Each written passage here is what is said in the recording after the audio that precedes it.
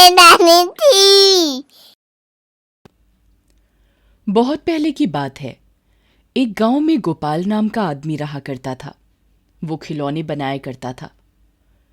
उसके खिलौने लोग ज्यादा पसंद नहीं करते थे।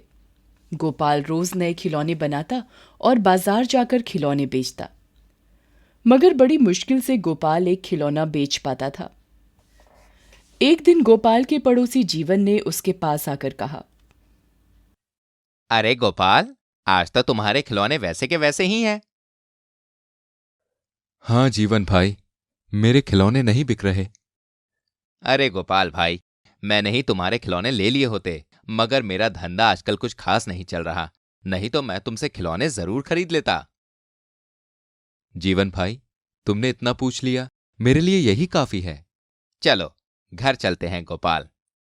जीवन भाई, 2 दिन से कुछ खाया भी नहीं है। इस जालिम पेट के लिए कुछ ना कुछ तो बेचना ही पड़ेगा। हाँ भाई, तुम बेचो, मैं चलता हूं। ऐसा कहकर जीवन चला गया। अब गोपाल खिलौने बेचने लगा। थोड़ी देर में एक औरत और बच्ची गोपाल के पास आकर पूछने लगी कि ये गुड़िया कितने की है। ये गुड़िया 20 रुपए की है बहन। घर जाने का समय हो गया है, कुछ कम करके खिलौने ले लो। अब घर जाने का समय हो गया है मेरा। खिलौने उतने अच्छे नहीं हैं। एक काम कीजिए, ये खिलौने आप 15 रुपए में ही ले लीजिए, इससे कम तो नहीं आएगा।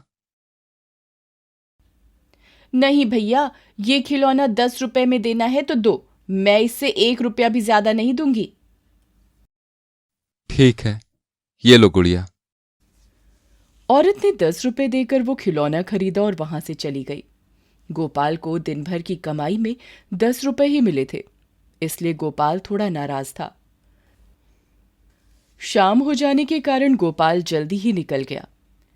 गोपाल अपनी टोकरी उठाकर घर जाने के लिए जल्द निकलता है। शाम होने के कारण वो जंगल के रास्ते से घर जाने लगा। वो सोच रहा था कि सारे दिन की कमाई 10 रुपए, हे भगवान क्या होगा। वो जंगल के रास्ते से घर कभी कभी जाया करता था, इसलिए उसे डर नहीं लगा। गोपाल एक पेड़ के नीचे से जा रहा था, तभी उसे किसी की आवाज सुनाई दी। गोपाल, गोपाल, गोपाल। गोपाल रास्ते में फिर से जाने लगा। गोपाल गोपाल आवाज आई। कौन है? किसने आवाज लगाई? तभी गोपाल को पेड़ के नीचे एक औरत दिखाई देती है। आप कौन हैं? और इतनी रात को इस घने जंगल में क्या कर रही हैं? मेरा नाम रानी है। मुझे मेरे घर वालों ने घर से बाहर निकाला है, इसीलिए मैं यहां बैठी हुई हूं। रानी जी, इतनी रात में इस घने जंगल में आपका रहना ठीक नहीं। आपको ठीक लगे तो आप मेरे साथ मेरे घर चल सकती हैं। ठीक है, मैं आपके साथ आपके घर आऊंगी। ऐसा कहकर रानी उसके पीछे पीछे उसके घर जाने लगी। गोपाल को पता ही नहीं था जिसे वो घर लेकर जा रहा था वो एक चुड़ैल है। कुछ समय बाद गोपाल रानी को लेकर घर चला गया।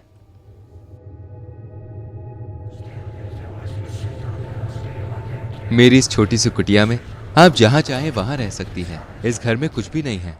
मैं आपको खाना भी नहीं दे सकता, क्योंकि 2 दिन से मेरा एक भी खिलौना नहीं बिका। बड़ी मुश्किल से आज सिर्फ एक ही खिलौना बिका है। उससे 10 रुपए के मैं चने लेके आया हूं। इसमें से आप थोड़े खा लीजिए, थोड़े मैं खा लेता हूं। ऐसा कहकर रानी और गोपाल चने खाकर सो जाते हैं। रानी रात होने के कारण थोड़ी देर सोकर उठती है और वो अपने चुड़ैल के रूप में आ जाती है। वो घर में जाकर देखती है, घर में कुछ भी खाने की चीज नहीं होती। वो 2 डिब्बों में अपने जादू से कुछ सामान भर देती है और घर के बाहर जाकर अपने जादू से बहुत सुंदर खिलौने बनाती है। खिलौने बन जाने के बाद वो वापस जाकर सो जाती है। सुबह होने से पहले रानी गोपाल से पहले ही उठ जाती है। वो घर के सारे काम करने लगती है। थोड़ी देर में गोपाल उठता है। वो बाहर मिट्टी के खिलौने देख बहुत खुश हो जाता है और इतने सुंदर खिलौने किसने बनाए? मैंने तो आज तक इतने सुंदर खिलौने नहीं बनाए। गोपाल जी, खिलौने अच्छे लगे, मैंने बनाए हैं, बहुत सुंदर खिलौने हैं। रानी जी, इतने सुंदर खिलौने बनाना आपने कहाँ से सीखा है? गोपाल जी, मैं घर में खिलौने बनाया करती थी। चलो, मैं इसे बाजार में बेच कर आता हूँ, तब तक तुम कहीं जाना मत। मैं यहीं रुकूंगी, आप चिंता मत कीजिए। ऐसा कहकर गोपाल खिलौने टोकरी में भर बाजार बेचने चला जाता है। बाजार जाते ही उसकी टोकरी में इतने सुंदर खिलौने देखकर लोग आश्चर्यचकित हो जाते हैं और इसके पास लोग आकर खिलौने खरीदने लगते हैं। उस दिन गोपाल अच्छी कमाई कर लेता है। घर लौटते समय गोपाल कुछ राशन खरीदने लगता है। घर पर आते ही गोपाल रानी को राशन देता है, पर घर में कुछ राशन था तो मैंने उससे खाना बना लिया। गोपाल सोचने लगता है कि घर पर तो खाने को कुछ भी नहीं था। रानी गोपाल को ले जाकर डिब्बे में राशन दिखाती है। आप हाथ मुंह धो लीजिए, मैं खाना लगा देती हूँ।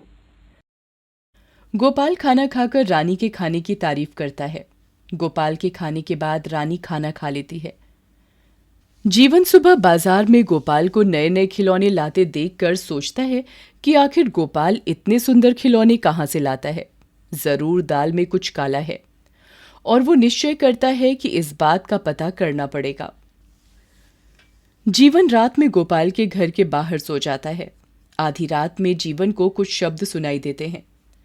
जीवन गोपाल के घर में खिड़की से झांक कर देखता है कि एक चुड़ैल अपने जादू से नए नए खिलौने बना रही है। जीवन डर जाता है और वहां से भागकर अपने घर चला जाता है। सुबह वो देखता है कि गोपाल सुंदर खिलौने लेकर बाजार जा रहा है। जीवन गांव के सरपंच को सब कुछ बता देता है। सरपंच और गांव के लोग शिव बाबा के पास जाकर उस चुड़ैल के बारे में सब कुछ बता देते हैं। बाबा सबको लेकर गोपाल के घर जाते हैं और उस औरत को कहते हैं कि तुम कौन हो, बताओ। वो औरत कहती है, मेरे ऊपर एक चुड़ैल का साया है। अब जिस दिन मेरी शादी होगी वो चुड़ैल मेरा शरीर त्याग देगी और मैं उस चुड़ैल से आजाद हो जाऊंगी। बाबा और गांव के लोग उस औरत का विवाह गोपाल से कर देते हैं और वो औरत चुड़ैल के साए से आजाद हो जाती है और वो दोनों खुशी खुशी जीवन व्यतीत करने लगते हैं।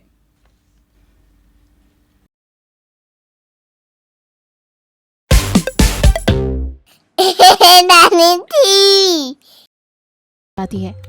चुड़ैल के बड़े बड़े दांत देखकर तो रानी उसके पास ही नहीं जाती। लेकिन रानी को परी बहुत अच्छी लगती है। रानी हमेशा परी के पास ही जाती थी। चुड़ैल को रानी की इस बात पर बहुत दुख होता था। चुड़ैल रानी को प्यार करती है, लेकिन वो उसके पास ही नहीं आती। एक दिन चुड़ैल रानी से कहती है, मैं तुमसे बहुत प्यार करती हूँ, लेकिन तुम मेरे पास ही नहीं आती। मुझे आपसे डर लगता है। चुड़ैल ने रानी से कुछ नहीं बोला। परी भी रानी को समझाने की कोशिश करती है। परी, चुड़ैल बहुत अच्छी है, तुम उसके पास